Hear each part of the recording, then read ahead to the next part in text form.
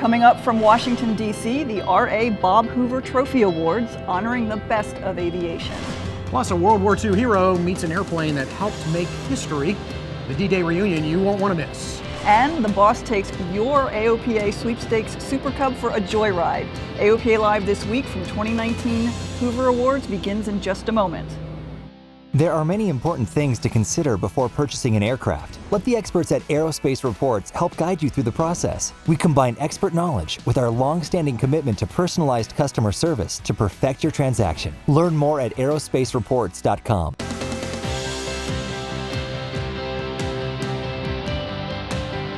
This is AOPA Live This Week with Tom Haynes and Melissa Redinger. It's aviation's grand night. Thanks for tagging along with us, and welcome to the historic terminal inside Washington, D.C.'s Reagan National Airport. We're here at the R.A. Bob Hoover Trophy Awards. Tonight we honor the best in the business. Clay Lacy accepts his Hoover Trophy. AOPA Live's Paul Harrop has the story. It's a swanky D.C. gathering to celebrate aviation and those who exemplify the best of it, like Bob Hoover. There's not a man nor a woman in this room who, when we grow up, don't want to be just like R.A. Bob Hoover. You know, Bob was a mentor to me for a number of years when we were working, when he was an active airshow pilot. He's one of the reasons I'm still alive today. And he taught me how to be reverent. He taught me how to be gracious, taught me how to be disciplined. He taught me to have a lot of fun, because this is a joyful experience to share the magic of flight. And that's what we do. We share the magic of flight, so you better be joyful. And that's why I'm kind of always a happy guy and I get really excited. And this year, the honor is bestowed on Clay Lacy, last year's winner Harrison Ford, on hand to present the trophy.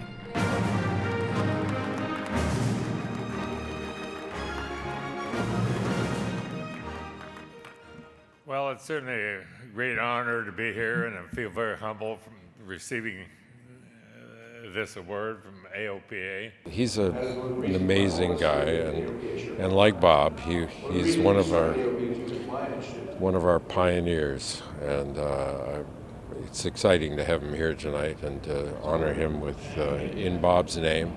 Clay Lacy is a legend. He started flying as a teenager, went to the airlines at 19. He flew the Rat Pack, was an early adopter of Learjets, changed the way Hollywood filmed airplanes with Astrovision, and developed one of the most successful FBO and charter operations in the world. But to Clay, it's all about enjoying flight. Number one, been fun and very enjoyable.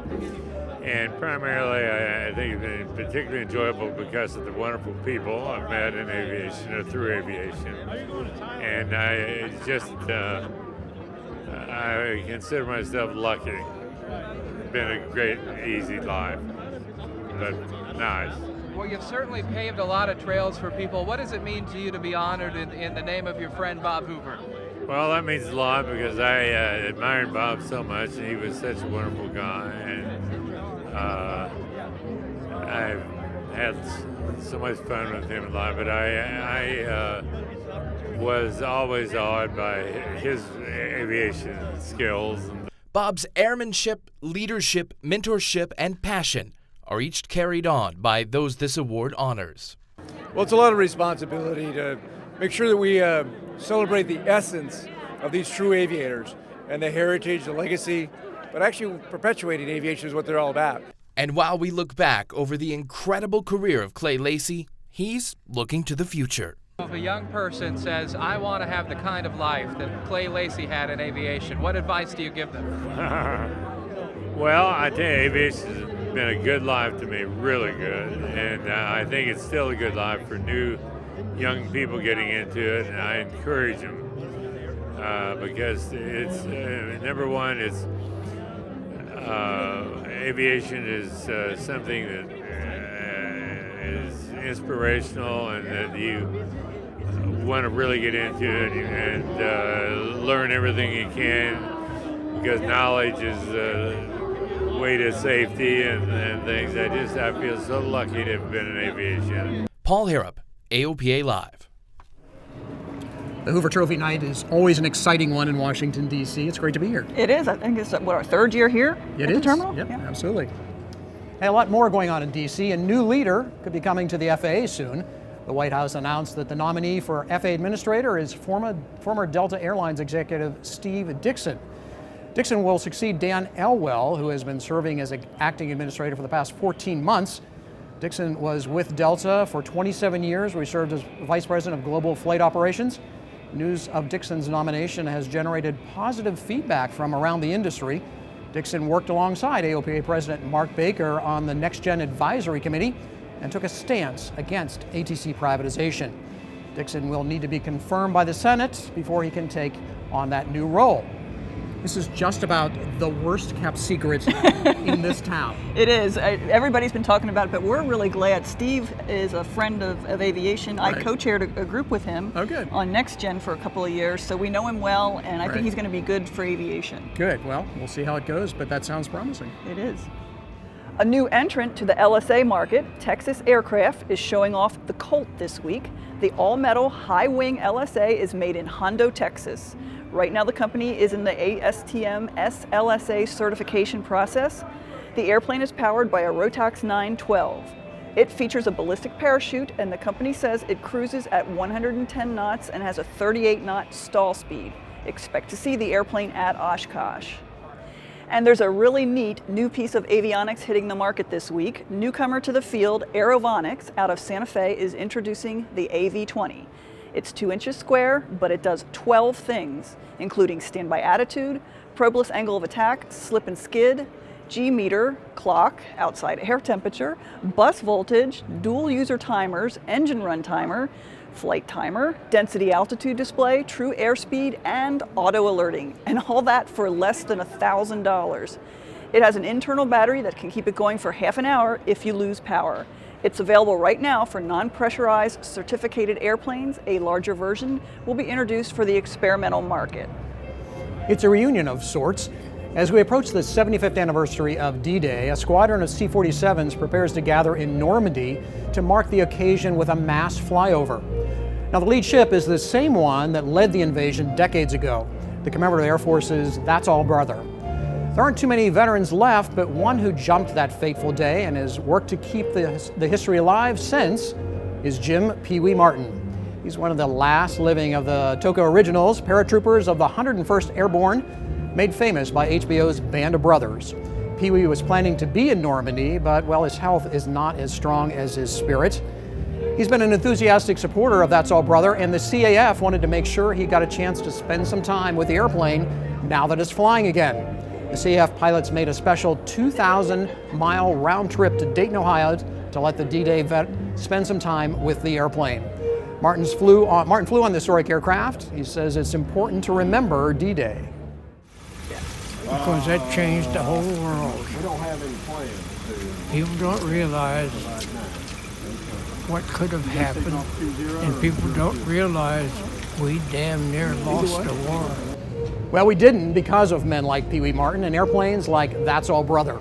The D-Day squadron is touring the country before heading across the Atlantic later this spring. Several of the airplanes will be at our AOPA fly-in to Frederick, Maryland on May 10th and 11th. The squadron could use your financial support to get to Normandy. Find out how to donate at ddaysquadron.org/donate. The Hoover Awards is not the only aviation gathering this week in the district. AOPA President and CEO Mark Baker was honored with the Leadership Laureate in Business Aviation category from the Aviation Week Laureate Awards. The 62nd annual event was held last weekend. Congrats to the boss. When we come back, more from the Hoover Awards. And the boss takes the Sweepstakes Super Cub for a test flight. Purchasing your own aircraft is an exciting experience. AOPA Finance simplifies the process, saving you money with lower interest rates and hassle-free loans, so you get into your new aircraft sooner. AOPA Finance, the right approach to buying an aircraft. Welcome back to the historic terminal inside Reagan National Airport. Tonight, this space is home to the Hoover Awards. General aviation serves America in times of crisis, and this week is no different. Portions of the upper Great Plains and Midwest are still recovering from massive floodwaters. Entire towns in Nebraska were underwater. A veritable Air Force of GA pilots and support personnel jumped into action to ferry in supplies and to connect stranded people with the rest of the world. Josh Taco is a CFI in Omaha, Nebraska. He was one of the many pilots who pitched in. I kind of come to the aid of the people in Fremont and the overall surrounding areas that were flooded out. Fremont is a town about 30 miles by air away from us and was literally an island. You could not get in or out. Several airports are impacted by the flooding, including Offutt Air Force Base, where 60 buildings are severely damaged by the floodwater. The AOPA Foundation needs your help. A very generous matching grant challenge is on the line from the James C. Ray Foundation. You'll know that name as the organization that is donating $1 million for flight training scholarships for high school students and teachers. But there is a separate $2 million matching grant on the line. Donate before August 31st, and the Ray Foundation will match your donation dollar for dollar up to $2 million. The AOPA Foundation funds many of the programs AOPA uses to grow and protect the pilot population. Make sure you donate via the You Can Fly Challenge page on our website if you want your money to go to the challenge. Hey, and speaking of scholarships, the deadline is approaching for you to apply. Thanks again to the Ray Foundation. AOPA is awarding $110,000 scholarships, most to high school students. That's $1 million in scholarships. Time is running out to apply. The deadline is April 2nd. Find out more at aopa.org/scholarships. Well, it's no secret. AOPA President Mark Baker loves Super Cubs. He's owned a Super Cub on floats for years. The AOPA Sweepstakes Super Cub is just like Mark's. Both were restored by the Meagher family at Baker Air Service in Montana. Mark recently took the Sweepstakes airplane for a flight in Florida to see how it flies with the newly installed Whip Air floats.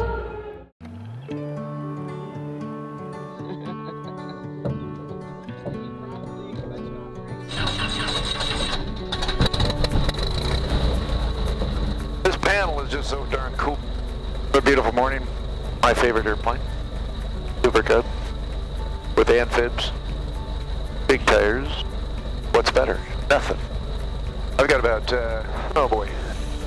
thousands of hours at Super Cubs in all conditions. And this one is really set up.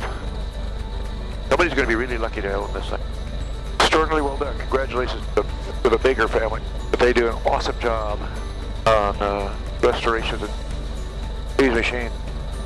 In all four corners. Ready to fly.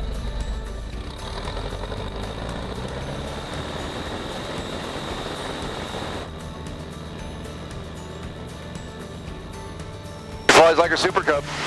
Beautiful. These calm mornings, it makes you just want to fly forever. And this thing is so trimmed so well. Hands off. These whip floats don't really even hurt you from an amphib perspective. It's one of the few accommodations where the amphibs don't really set you back much in terms of weight or performance on the water. They really do a nice job. This engine is so smooth. It's going to be really fun for somebody, I'll tell you what. I'm one of the luckiest people on the planet to have one, but somebody that wins one is even luckier. Hope to go for a ride with the winner. Such a heads-out airplane, you want to just keep looking outside. Super Cub's got such great visibility between the skylight, both sides and the front. So this is a beautiful piece of equipment. And again, you could use it so many different places: on the water, on the snow with the skis, which I used to do a lot. Big tires, all over the backcountry, and just go for a quick ride. That's what I've always loved about a Super Cub. Push it out, go for a ride. Put it back away, 15, 20 minutes later. Sometimes you don't want to quit, but you have to. Do a little landing here, a little scratchy water. Right alongside that weed bed. Gives you good little visual cue for glassy water. Set yourself up for a nice little slow descent, 150 feet a minute or so. Okay, area's clear. Carburetor's on.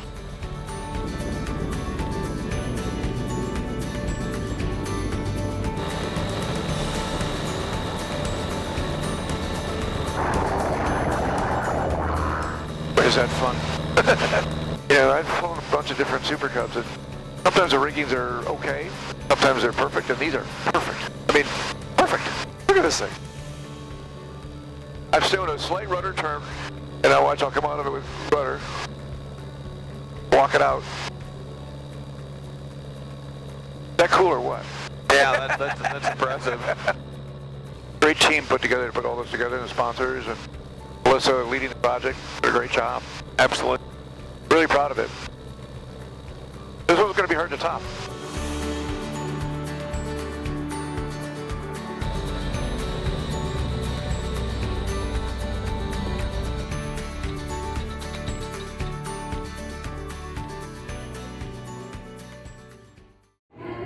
The man loves the Super Cub, and that's a sweet one. It is a beautiful airplane, and he was clearly having a good time. So anyhow, he's tested it out for you, and it's all ready to go. It's ready for you. Well, that's our program for this week. Thanks for coming along with us on this historic night. You can read more about it on our website. We hope you'll tune in again next time. If you have any comments about the show, we always like to hear that. The address is AOPA Live at AOPA.org. We'll leave you with some more sights from the Hoover Awards.